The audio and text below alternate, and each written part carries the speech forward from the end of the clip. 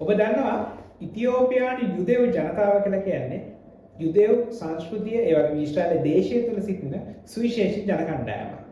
ඔවුන් විසින් සමරන සුවිශේෂී උත්සවයක් තමයි සීජ් උත්සවය කියලා කියන්නේ. යුදෙව් ආගම අනුව ඔවුන්ගේ වසරේ තිබෙන සුවිශේෂීම දිනය තමයි යොම් කිපුර් උත්සවය.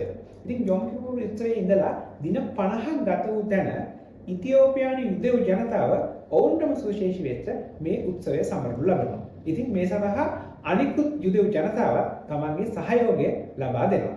ඔබ දන්නවද ඊශ්‍රායලය තුළ 1,60,000ක පමණ ඉතියෝපියානු යුදෙව් ජනතාවක් ජීවත් වෙනවා. ඔවුන් මේ රටට පැමිණි ආකාරයත් ඉතාම සුවිශේෂී.